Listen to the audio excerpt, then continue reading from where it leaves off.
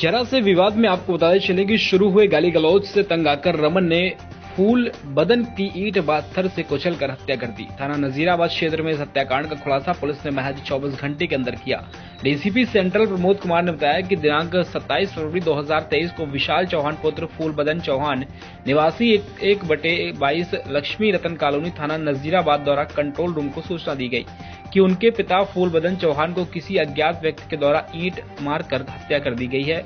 शव नाली में पड़ा है। मौके पर पहुंची पुलिस ने घटनास्थल के आसपास लगे सीसीटीवी कैमरों को देखा और घटनास्थल से साक्ष्य एकत्रित करके शक के आधार पर पूछताछ हिरासत में लिया गया है। पूछताछ में आरोपी रमन गुप्ता पुत्र धनेश प्रसाद गुप्ता निवासी लक्ष्मी रतन कॉलोनी थाना नजीराबाद कानपुर नगर का नाम सामने आया। पुलिस ने अभियुक्त को 28/2/2023 को समय लगभग 7 बजे मरियमपुर देशी शराब के ठेके पास से हिरासत में लिया है। रमन ने पुलिस को बताया कि मैं एल्युमिनियम दरवाजे खिड़की का काम करता हूं और शराब पीता हूं। दिनांक 26 फरवरी 2023 की रात को मैंने दारू पी और मैं जहां सोता हूं उसी के नीचे फूल बदन चौहान भी सोता था। जब मैं रात में आया तो देखा कि मेरे बिस्तर पर मेरा कंबल नहीं है। इस बात पर मैंने फूल बदन से पूछा तो फूल बदन मुझे गाली देने लगा और मुझे गुस्सा आ गया। मैंने उसे भी गाली दी लेकिन वह रुक रुक कर मुझे गाली देता ही जा रहा था। यह सिलसिला रात 3-4 बजे तक चलता रहा। जब यह पेशाब करने के लिए उठा तो इसने मुझे थप्पड़ भी मार दिया और जाकर नाली में पेशाब करने लगा तो रमन को भी गुस्सा आया और उसे नाली में धक्का दे दिया। उससे वह नाली में गिर गया जिससे उसकी गाली इसकी फिर भी बंद नहीं हुई।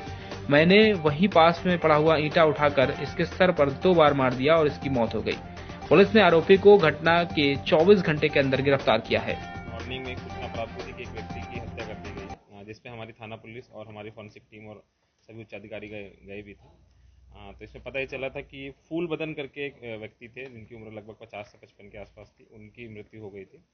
तो बॉडी को हम लोगों ने कब्जे में लेके पोस्टमार्टम, चूँकि मृत्यु का कारण स्पष्ट जानने के लिए उसको भेजा गया और वहीं पर ही आसपास के ही लोगों से और पूछताछ करने के लिए हमने 1-2 लोगों को राउंड अप भी किया था, पकड़ा भी था।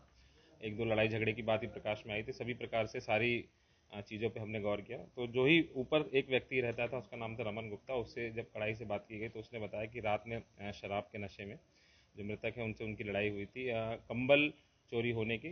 जैसा कि उनके द्वारा बताया गया कि उसका कंबल किसी ने चुरा लिया था और जो मृतक थे उसके ऊपर उसने शक जाहिर किया। इसी बात पे उनकी आपस में बहस हुई और लड़ाई झगड़ा हुआ और उसने धक्का मुक्की की तो वो नाले में गिर गया और संभवतः उसी वजह से उनकी मृत्यु हो गई थी। तो इस व्यक्ति को हमने पकड़ लिया है और इसके खिलाफ विधिक कार्रवाई की जा रही है। तो परिजनों को कहना है कि ईंट से मारा गया है। क्या परिजनों को बताया है जा रहा है कि जो ईंट से हाँ, जो वहाँ पे पास में ईंट भी बरामद हुई है और रमन गुप्ता के जो कपड़े हैं उसके पास भी खून के कुछ हमें वो सैंपल भी मिले, उसको भी हम लोगों ने कलेक्ट कर लिया है। तो जो चोट है वो ईंट के ही निशान भी हैं जो प्रथम दृष्टया देखने में आया है। तो पोस्टमार्टम के बाद और भी क्लियर हो जाएगा और इस व्यक्ति ने स्वयं कबूल भी लिया इस प्रकार की लड़ाई झगड़ा हुआ था और ईंट का